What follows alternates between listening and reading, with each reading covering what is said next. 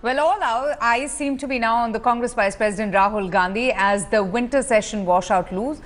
Rahul Gandhi may land in a spot after claiming hard evidence against the Prime Minister, alleged personal corruption. If a discussion on demonetization is allowed in Lok Sabha on the last day, the Congress leader might not just find it easy. The BJP is ready with a strategy to counter him if he were to speak on this so-called information that he has in his possession and claims to have on the personal corruption of the Prime Minister.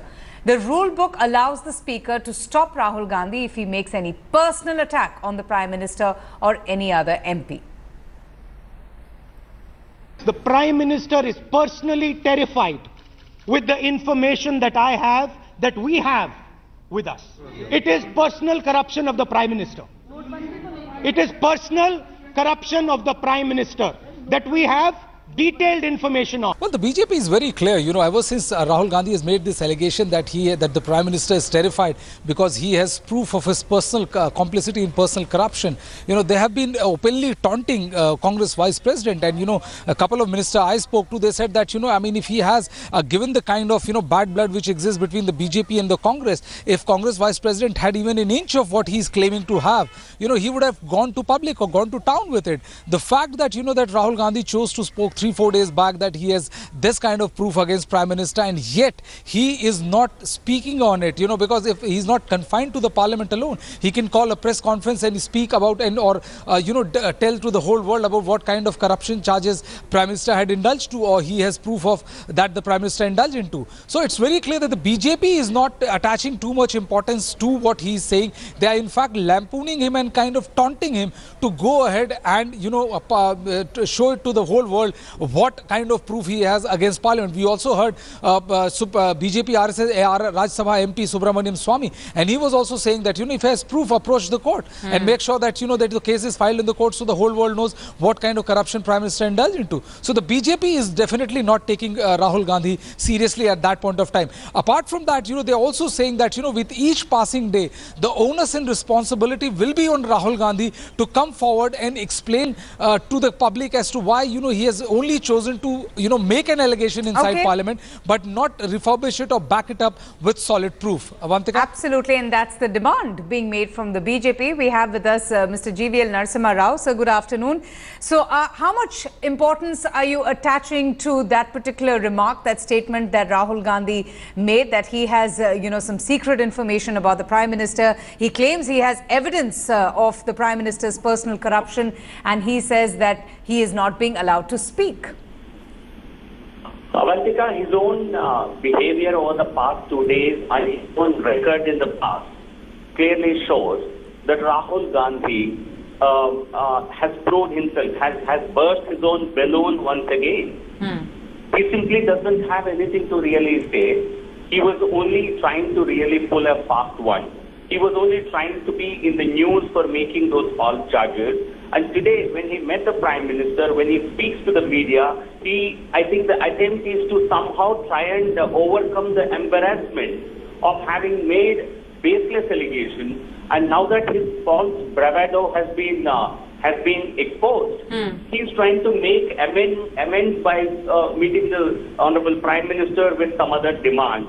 So Rahul Gandhi has once again proven that he's quite immature, and simply there is no gravitas to anything that he says or speaks. Stay with me, sir. We also have with us Mr. Tom Badakan from the Congress. Now, that's the big question, that if Rahul Gandhi has all this information, the secret information against the Prime Minister, why is he not coming out and speaking about it? And that's a question being put forth by the BJP. In fact, they call Rahul Gandhi's statements absolutely absurd. They're laughing on it. How would you respond?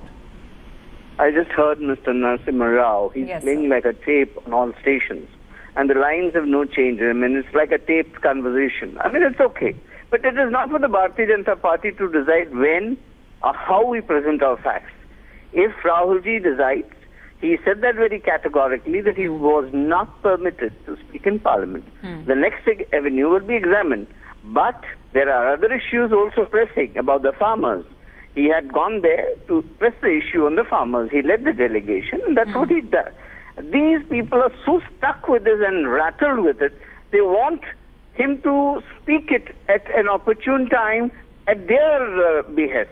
We are not going to bite or take that bait. We've seen enough of it. But at the appropriate time, we'll come out with it. Rest assured, this country will hear it, but not at the time and place as dictated by the Bharatiya Janata Party. No, but we will sir, speak out. We will it's speak a very out. strong.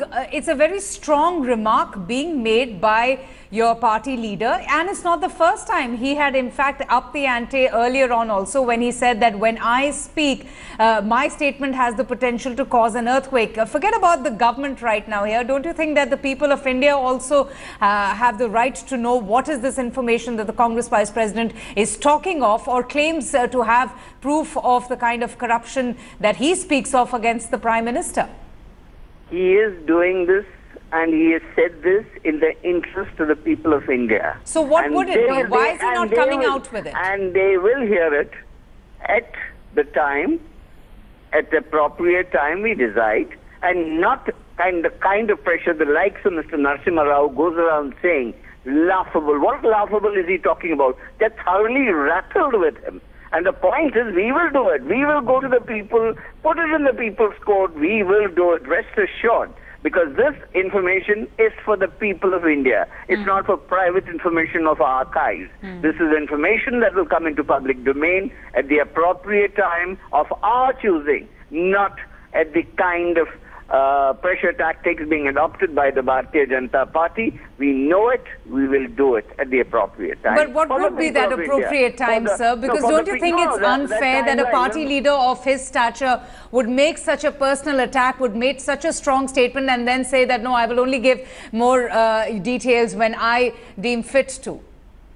Naturally, these people are waiting with their diversionary tactics. They do everything possible to divert attention from the demonetization. They are experts in perception management. And now they're trying to put pressure on us that, look, Rahulji did not really say what he said. I wanted to do it in Parliament. He was not permitted. They brought out the rule books telling us that notices to be given, the other issues that were raised. They gave everything else but permission and time for him to put it in the House. But what prevents him from speaking up now? What prevents him from calling a press conference or from, giving out the information that he claims to have? What tells you that he is prevented it just one day after the House is over? Okay? I said that at the appropriate time. We were not going to give advance information to the BJP or to some channel, this is what is going. We don't do this kind of perception management. We will speak at the appropriate time. It's not even 24 hours since Parliament has been adjourned. So give us our time, we will do it, and rest assured, the same Narasimha Rao will take him on when the facts are out in public, and he will be singing a different tune.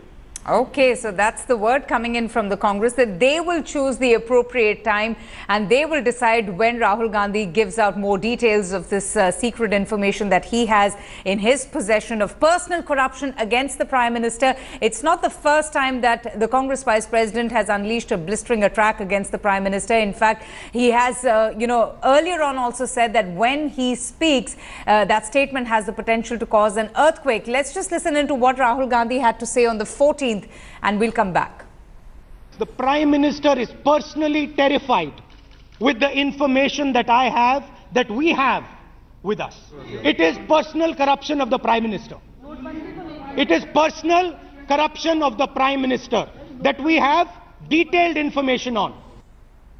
Mr. GVL Narasimha Rao of the BJP is with us. I don't know if you heard my conversation with Mr. Tom Badakan, but the Congress saying that they will choose an appropriate time. They will decide when they have to give out more details of this secret information allegedly in the possession of the Congress Vice President. No, Avantika, I think I can understand the plight of the Congress spokespersons to defend Rahul Gandhi's antics of this nature. The reality is that Rahul Gandhi was making only fraudulent attempts at making those baseless allegations. And now that he knows that he cannot carry through this with his threat, they have to come up with several excuses to overcome the embarrassment. Increasingly, Rahul Gandhi, who has a very responsible position in the Congress party, is increasingly looking like the Mr. Bean of Indian politics, trying to really make blunder after blunder. And the party has to carry this can.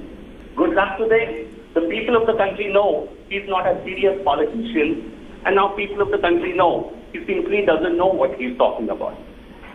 And that's exactly what everybody has been asking, sir. Why is the other opposition parties so quiet about this? I mean, we did see this newfound opposition unity, but as far as these particular revelations or this information is concerned, we haven't heard any other reaction coming from any other opposition party. So are you saying that this information that Mr. Rahul Gandhi claims to have is only with him? Mr. Tom Badakan? I do not want to dwell on to details of something that has been kept secret. Who shares it, who wants to disclose that they share it, are issues to be decided by each opposition party. It is not my job to tell you who all know about it or inform the Bharatiya Janata Party who shares this information so that they can go prying looking for information. They are desperate, and their desperation is showing, and the fault lines are already visible in But the sir, who's desperate? The Janata BJP Party in fact office. has been asking for Rahul Gandhi to speak up. So who's desperate in this case? That's what they are saying. They're saying we are ready to hear what are the allegations. Why didn't they hear him in Parliament? Because it would be in the history of the country's records. Isn't that democratic when Parliament is in session to permit him to speak? On the contrary, they were throwing all the procedures, the issues that if any allegation is made, that prior information must be given to them to defend themselves. So that's the charge, Mr. JVL Narasimha Rao. That's the charge that the Congress is making against you. That there was a deliberate attempt on behalf of your party to, thwart the attempts of the Congress Vice President to speak on the floor of the House. No, I think that's a farcical proposition. People know all the proceedings of Parliament are telecast live. People know that who blocked the opposition for almost its entire duration. And also, I had never seen Rahul Gandhi rising in his seat and trying to speak, because that itself is a very peculiar and a rare sight. Rahul Gandhi getting up to speak because he needs a lot of preparation. And every time he spoke, he really didn't impress his own party men. So certainly, in this case, Rahul, when the session is getting over, when he and his party realize they have really nothing to say, they cannot show their faces to the people of the country, they realize they come up with these excuses on the last. But sir, isn't it unfortunate that parliamentarians are only engaging in this blame game, making an absolute mockery of Parliament? I mean, by the end of the day, both the government and the opposition needs to take responsibility and are equally to be blamed for the kind of ruckus that has been witnessed throughout the winter session. No, absolutely no. I think it is the Congress and the opposition to blame, because what were the grounds? I'm asking this question for several days. Even now I would ask this question. Why was the discussion in Rajya Sabha, which was held for a day and a half, after one day on the first day and for a half day later on, why was it discontinued? What were the grounds on which it was discontinued? When did the Congress party air the grievances of the people if they wanted to really speak up about them? They simply didn't have anything to say. Even now, when they meet the Prime Minister, they have nothing to say about demonetization. Rahul Gandhi wants to make certain charges, allegations, baseless allegations, but he doesn't even say whether it pertains to something that is being debated in Parliament or something else. You cannot make fraudulent claims in politics and get your way through. Mr. JVL Narasimha Rao, we're getting in some breaking news right now. Gentlemen, I would request you to please stay with us. We're hearing that there seems to be this big divide emerging in the opposition over the proposal to meet with the president. We are hearing that the RJD, the Samajwadi Party, the BSP and the NCP are not participating in this opposition march to meet the president. So that's the news that we have. An opposition that stood united throughout the winter session, with Mamata Banerjee leading from the front, was at the forefront of the agitation, now not being with the Congress to meet the president to speak about the kind of hardships that the people have been experiencing. Mr. Tom Badakan, why is it that, the RJD, SP and the BSP along with the NCP are not participating in this march? This may be breaking news for me, but this is not a breaking news for us. Essentially, many of them have already met the president and they may not want to meet the president again because there's nothing going to come out of it, essentially because they're going to present a memorandum, and in the constitutional framework, the president can give them a patient hearing. Beyond that, they don't feel there could be anything because of the constitutional framework and the structure that is India. Now, let me be very candid. Now that the parties are going in for election mode, they are more interested in going back to the constituencies and saying what happened in Parliament. The whole issue is, here you had Mr. Narasimha Rao talk about that the Congress was responsible. Only the visually challenged, even they can hear the audio. We can understand what was happening in Parliament. Sir, with all due respect, all the opposition parties had been vociferously and relentlessly, protesting against the demonetization drive. Then why is it that all of a sudden they've decided, okay, now we don't see anything coming out of it and therefore we will not be going and meeting the president? You see the battle is now drifted to the streets of the country. The people are queuing up. They need to go back. They need to address issues. This is basically an exercise. A memorandum will be given, which is part of their views that will be expressed as a joint opposition. And there is no divide in the opposition as it is being made out. Just because now, for example, Congress didn't go the first time they went. So was there a difference of opinion? No, there was not. They were united and they have continued to be united because this issue concerns the people of India. Right. A wrong step has been taken. A monumental failure has taken place where the people in the street are suffering. And all this...